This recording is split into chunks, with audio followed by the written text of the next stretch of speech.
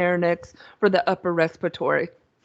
When we're talking about them, those are usually when we think of a runny nose, a sinus infection, sore throat, we think of those are issues with the upper respiratory.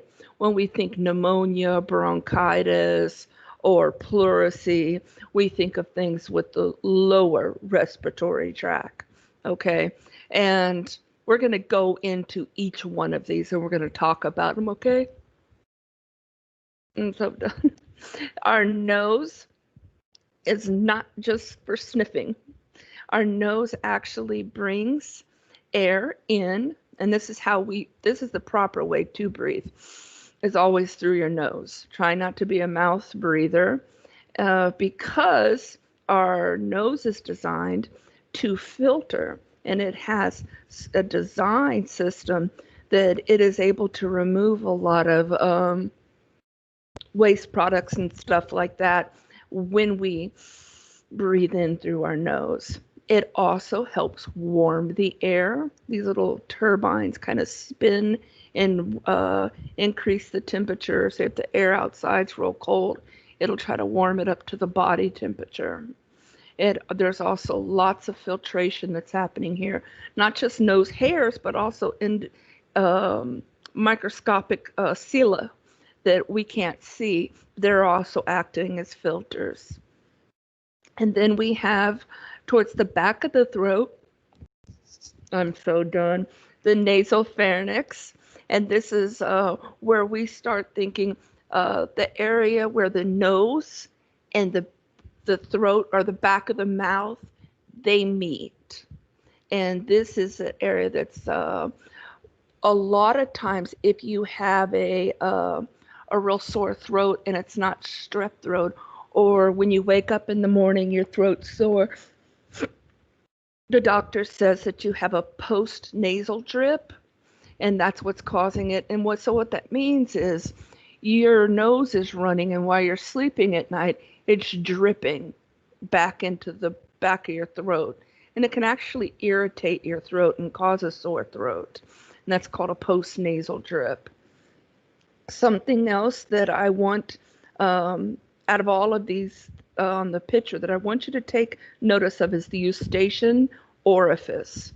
So this is the tube, this is the hole that has tubes that are connected right here in our head and right around in the mouth area that go and deliver and are connected to the ears, the eustachian tubes. So when we see little kids who are having a runny nose and who are having a cold and maybe ill, and they don't know how to properly blow their nose, so what do? They suck it up. They suck it up, and what ends up happening is part of that mucus, part of with bacteria, whatever it is, can get not just into the sinus cavity, the back of the throat, but the nasopharynx and to the eustachian tubes. So a lot of times you'll see ear infections with children that are teething as well. There's lots of running and bacteria and mucus and stuff there.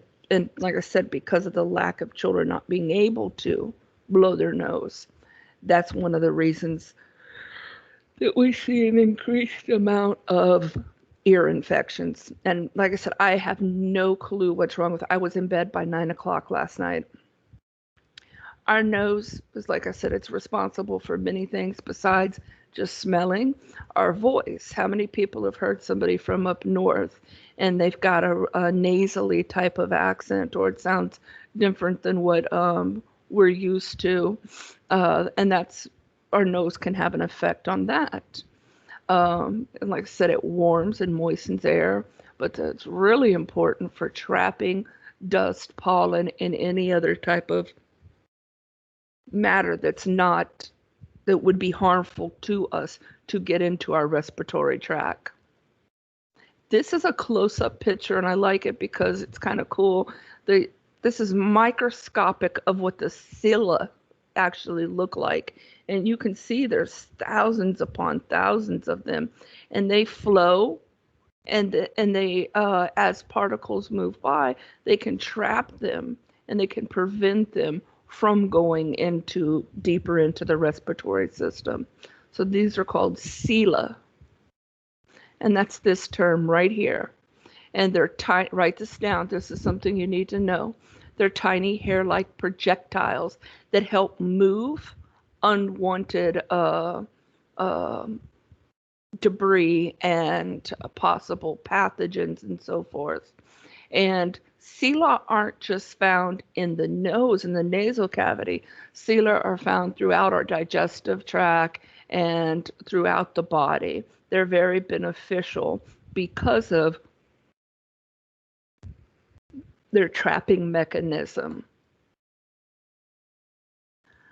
Our nose is not necessarily the way that we always think of it. Most people think that this area throughout here is all bone.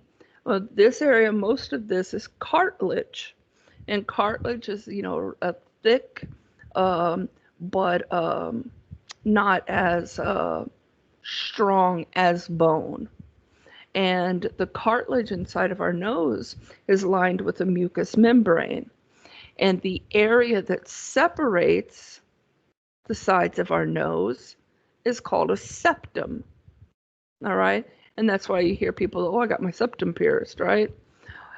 Now, here's another term I'd like you to know, because we are medical professionals.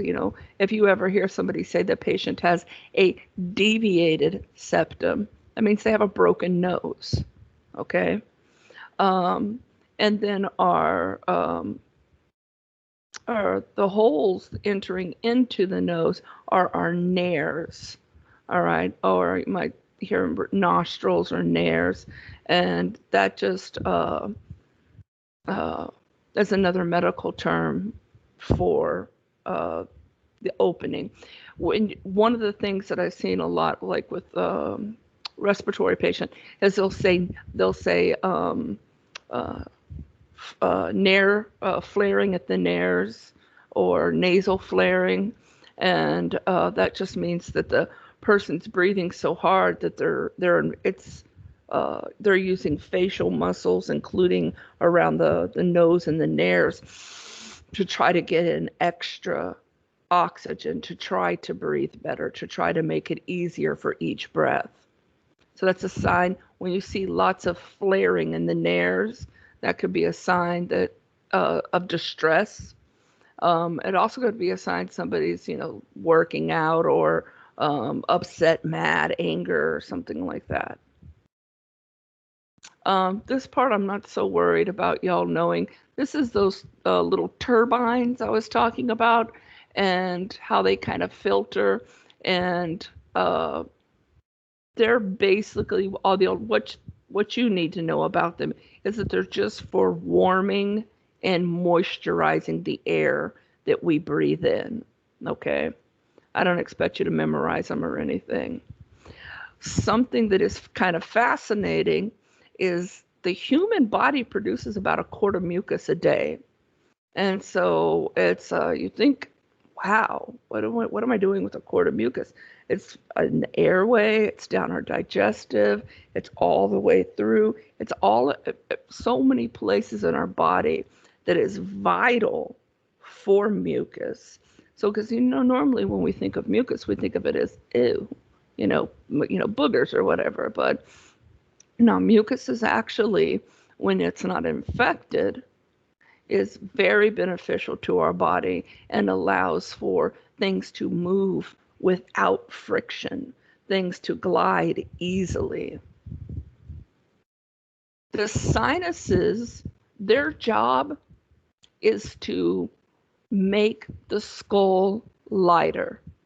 So if you had to write anything down, that's what I would write, because the sinuses are hollow, and that allows for them to be filled with air and decreasing the overall weight of the skull.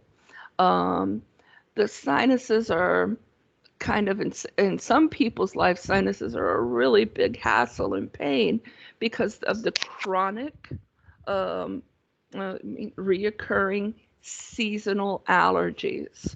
So every year, say March or February, whatever, they get the runny, watery, itchy eyes and runny nose and pain in the cheeks and behind the eyes. That's because their sinuses are full of possible, excess mucus and bacteria because they're allergic to some allergen that's in bloom, usually some kind of pollen or flower or something like that. Now, some people suffer with this all the time. Say somebody maybe who's allergic to a cat, or somebody who has dust allergies or something. They may suffer through this year around unless they're kept away from whatever's causing the allergic reaction.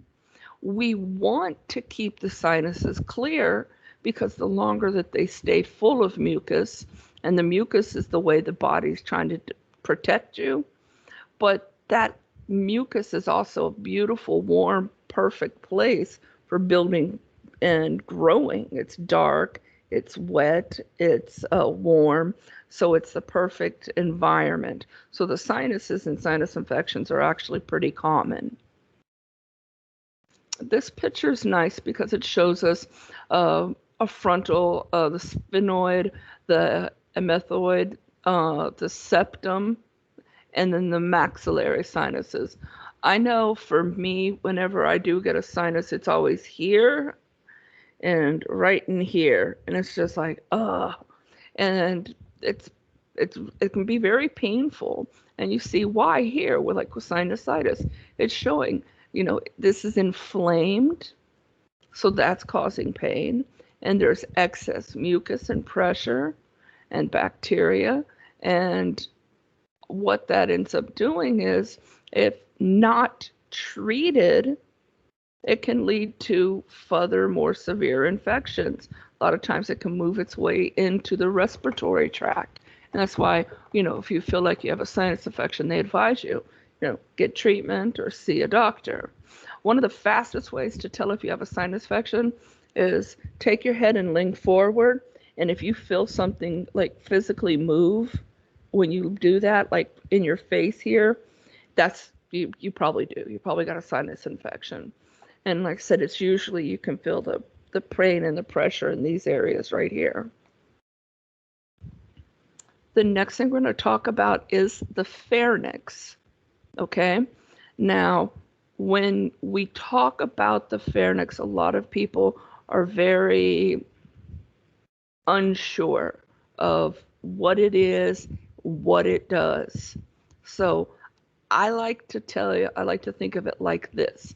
So we know it's about 5 inches long. So it's got a good length to it.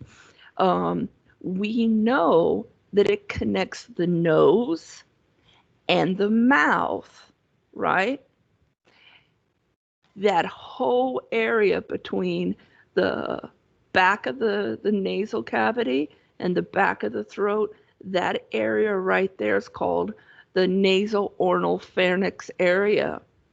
The pharynx itself is what we like to think of as throat, the back of the throat, okay? And we know that the laryngeal pharynx that's the part that's located. It's right behind. The major function of our pharynx is to move both food and air, okay? But there's a bifurcation that occurs at that passageway where it's going to the body decides, okay, we got air, so we're moving through and we're going to go to the trachea. I've got food and water, I'm going to move and go to the esophagus. right? So the pharynx eventually, like I said, bifurcates. Now we're not going to worry about the esophagus because that's digestive system, right?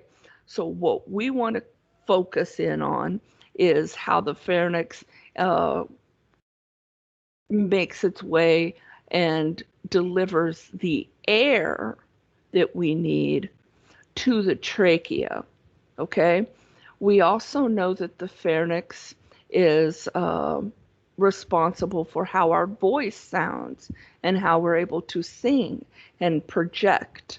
And we know that the vocal cords, we'll get to that. Um, that we're gonna continue to move on down, okay? But just make sure that you understand the pharynx is connected up here to both nose and mouth. So as it moves down to from throat wise and then down further, and then it does that bifurcation. And we want to focus on how it bifurcates and connects to the trachea. Okay. Um, the tonsils here, you can see this would be the oral area and the uvula, the tongue. And this person seems to have some fairly normal tonsils. They're a little red. But back in here, back further would be the pharynx, okay? We have different sets of tonsils. We have tonsils called our pharyngeal tonsils, or adenoids. Um, and those are the ones that are usually responsible for your snoring. And they're usually not visible. And then we have our palatine tonsils, or those are the ones when you open up and you go, ah, like in the picture that you're able to see. I don't have any. I had mine removed.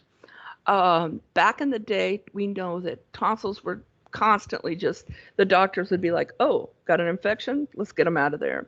But now we realize, hey, tonsils are actually extremely beneficial. They are able to help fight infection and prevent a lot of harmful pathogens from entering into our body. So doctors are a lot less likely to perform a tonsillectomy because of the importance that they play in our immune system.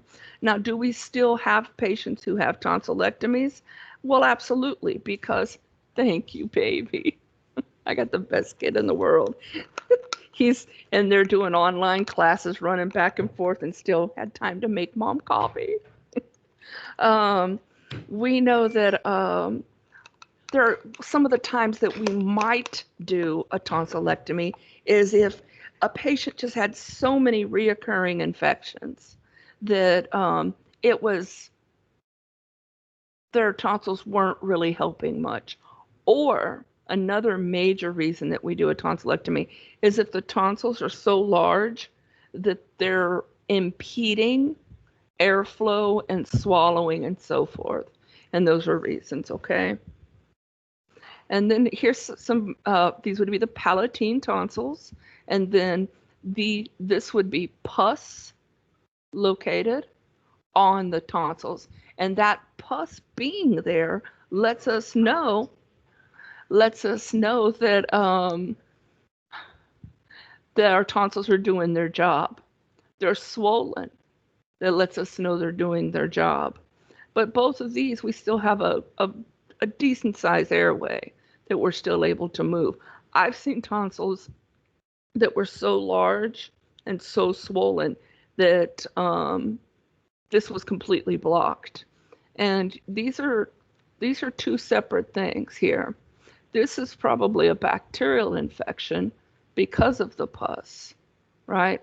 And then this is usually could be viral because of the redness and the swelling, but not always necessarily that's the case. Now, something else, why I want you to take a look at this picture, is you see the white spots. There is something called tonsil stones, but you wouldn't usually have this many. You may have like one, and it's a little calcification that can embed itself in the tonsils. And it can cause for a lot of odor and smell in the mouth. And a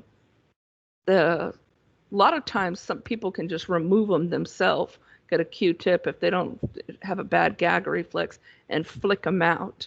And but if it becomes a real nuisance or common occurrence, then you probably want to tell the doctor and let the doctor know. But usually that's not very common. Usually when we do see white spots on the tonsils, it's pus.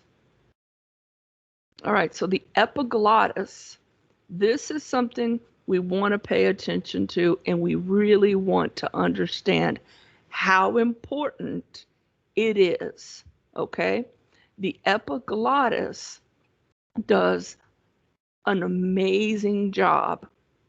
It is what protects our lungs when we're eating or drinking, because it's a flap of cartilage and it's at the root of the tongue. And when we go to swallow food and water, it flaps and seals the trachea. And you see the word windpipe here. That's the old, like, your grandmother would call it, your windpipe, right? But that's your trachea. So it seals the trachea off. This is very important that you understand. What protects the trachea from food and water? It's going to be the epiglottis. So you want to make sure you know that, okay? Now, this is why your mom and your granny and all them told you, stop laughing and playing and joking around while you're eating. Because sometimes if you're joking and laughing and this and that, you'll start coughing. And the reason you're coughing is because that epiglottis, because of your joking and kidding and playing around, wasn't able to completely close and something got into the trachea. And our body's response is to cough it out. So sometimes you'll cough quite a bit until the body's able to expel it out. And coughing means that your body's trying to get out anything that went into the trachea. Okay? So it's your mom and your granny, and they were right. Don't be joking and playing around while you're eating. So the epiglottis, what does it do again? Protects and covers the trachea. Okay? Any questions so far? I do have a question. Mm-hmm. So say if you're like drinking water or something, and then like you start choking, like is that because the epiglottis wasn't fully closed, or like how does that? Even if you're not joking or Yeah, playing around, it just happens. that can happen. Yes. And Okay. and that's just one of them things. We know as people get older that the epiglottis does sometimes become looser. It doesn't function properly. There's some diseases, especially with neurodegenerative diseases, that can cause issues with that as well. Is there any way to fix that? Like, Um, I know that one of the testing that they do is called a swallow test, and they use like a barium dye, and they try to see if there's where the what do you call it? The malfunctions occurring, and I have heard of them doing some kind of repair or tightening of that area, but besides that, I don't know of anything else. My dad actually had to, I want to say it was his esophagus. They, I think they moved it over or something like that because he's had problems with swallowing, Uh, and he does cough a lot with his whether he's drinking anything or eating anything, he does cough a lot, so he does have swallowing problems. So is it the epiglottis or his esophagus, you know what they probably the only thing I can, like I said, I'm not a doctor. I don't know his case, but what probably what they did is if they moved it, they probably made more room for the epiglottis. Maybe he was having issues with the esophagus kind of invading in the epiglottis's space. Mm-hmm. So that could have been it.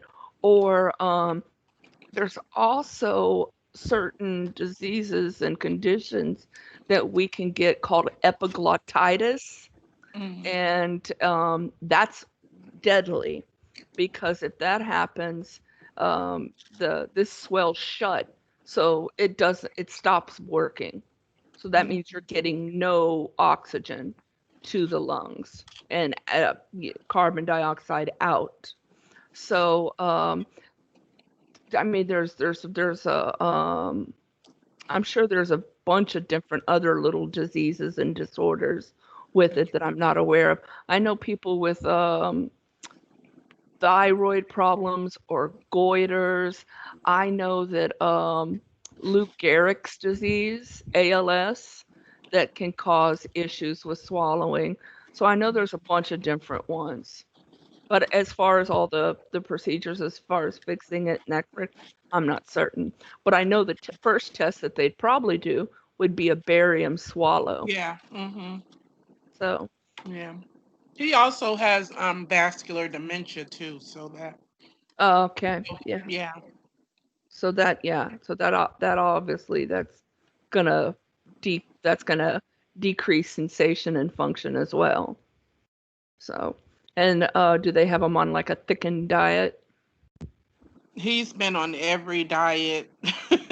Um, a No. lot of a lot of times when the people as they get older, they'll make them add thickening Mm-hmm. solution to their food and to their water and stuff like that, so Yeah. that less chance of them because we don't want any of those things getting into the trachea, because Right. what happens is when that does enter into the trachea, we call that aspiration, Mm-hmm. and aspiration leads to pneumonia, and Yeah. when that happens, there's usually not a very good success of treatment of that. So it's a bad thing. Yeah. Uh, He's been on nectar, thickened, puree, pudding, all honey, yeah, every diet. yeah. But still. My mama went through that as well with everything. Um, this and this is what I was talking about, the epiglottitis. And the condition, like I said, it can be life-threatening. I have seen one case of epiglottitis, and it was in the emergency room, and they could not intubate the kid, so they ended up doing an emergency trach, and the kid was able to live and everything. They were able to treat and, put him in ICU and get rid of the infection that was causing the epiglottitis. But yeah, that's the only solution. Once that the epiglottis has completely swollen shut, that's your only option is a tracheotomy. Um, but the most common cause of epiglottitis is Hib. The when they go for your Hib vaccines and not getting vaccinated, and usually if the child has their routine Hib vaccinations, it will prevent them from being susceptible to epiglottitis. So that would be something I'd also want y'all to write down, is that Hib, and it stands for Haemophilus influenza type B, but you don't need to know that. Just put Hib. But Hib is what helps prevent children from getting this life-threatening condition, epiglottitis. All right, and I'm going to end that there because we're almost 40 minutes. And apparently now my cat's talking back. I am so sorry for my yawning this morning. Like I said, I had plenty of sleep and everything. I'm not quite sure. I need to make sure everybody understands who's doing the on campus. If you are doing on campus, I I posted the skills Now, because some of y'all have so many mods, you can sign up and talk to Miss Reyes about it when you're up there on campus. But you can actually sign up on Fridays. They have like a makeup skills day. So, but that's something you'll have to speak to her and talk to her about so that you can get the other skills that we've covered since quarantine uh, looked and taken care of, okay? But Erica, did you have a question?